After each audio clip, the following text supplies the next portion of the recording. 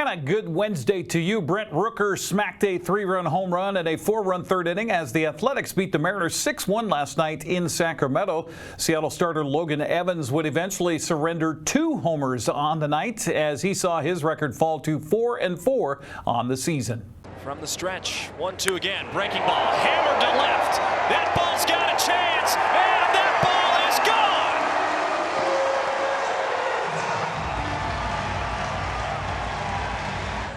Starting to take advantage of some mistakes. 81-mile-an-hour curveball stays close to the body line, and let Rook cook.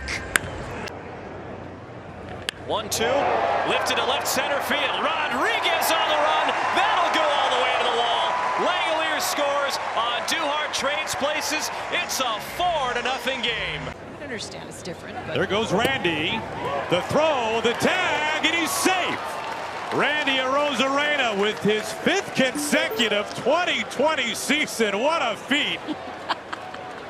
Arozarena hoists that bag. I think he's going to have to put it back. Maybe later. You can Let's keep going. Congratulations to Randy. Applause from the dugout. Hit hard into right field for a base hit. Arozarena scoring the Mariners' first run. Driven in by Jorge Polanco. Mariners on the board with 2 outs in the 4th inning.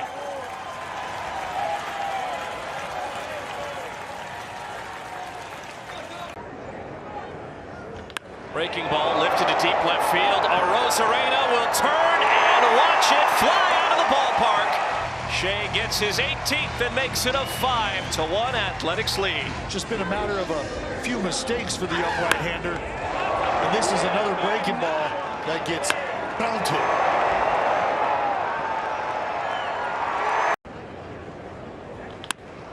And that's lined to left. That'll drop down and get all the way to the wall. Hustling around third is Soderstrom. And the relay is cut off. Another RBI double by on Duhart. It's 6-1, green and gold. 2-2 from Kelly. Line drive. Diving catch by Kurtz, and that's how the game will end. Oh, what a play by the first baseman. A's win 6-1.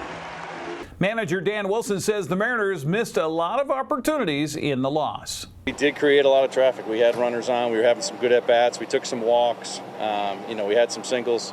Able to get a lot of runners on. We hit some balls hard, like I said, in those situations, but just coming up short. And that sometimes you can't control some of that, but we're getting the traffic we need, and now it's just a matter of getting them in. We got a chance to come back tomorrow and win the series, and that's going to be our focus. I thought they had a good game plan going, and he was spinning the ball well. They were really using the fastball in certain situations too to get some punch outs and going back and forth, and they just were able to strike and strike quickly. As he continues to throw and gain experience, he understands that, but they swung the bat well. They found barrels tonight, obviously we weren't able to get enough going offensively on our side to counteract it. 2 teams play the rubber match of the 3-game set tonight at 7:05. It's on Root Sports Northwest. Houston gained a game back on Seattle in the American League West with a 7-4 win over Washington. Astros now lead the Mariners by 4 games in the division. Angels beat Texas 8-5, so the Rangers remain a game back of Seattle for 2nd place. There are 2 months left of the regular season, so it's time to start watching the wild card playoff race. Right now, the Mariners hold the number 3 wild card spot, a game in front of Texas, 3 games in front of Tampa Bay, and 3.5 in front of Cleveland. The Guardians beat Colorado 10-4 last night. The Yankees beat the Rays 7-5. Boston beat Minnesota 8-5 to gain a half game on Seattle for the 2nd wild card playoff spot. A culture of instruction continues during the Seahawks training camp in Renton. Coach Mike Macdonald, now in his 2nd season as Seattle's head coach, says the environment they're trying to create depends largely on veterans helping out the rookies. Even on tape, you can kind of see behind the vets talking to the rookies on both sides of the ball. I think the guys are really conscious about, 12 is 1. We're sharpening each other. We're going to compete the heck out of each other when we're going, but we're also going to support each other and hold each other to a certain standard. And it's great to see the vets set the example. Progressing every single day. I mean, you got to clean up a lot of things, and going against the guys that you go against on the Seahawks D-line, they magnify your weaknesses tenfold. So just trying to learn from them and take as much coaching as I can and progress as much as I can. I'll give you guys a little insider information. Coach Macdonald probably doesn't want me to, but Leonard Williams, Jay Reed, Murph, those guys are really, really good. So I don't know if you guys knew that or not, but these guys are one of the best leaders I've been around. Like Leo talking to me the past few days during one-on-ones, helping me out, progressing my kind of pass set, what he's seeing, what I'm feeling, like all that stuff. So I mean, that's just the type of person, player he is, leader he is. So that's kind of the culture that's being built around here.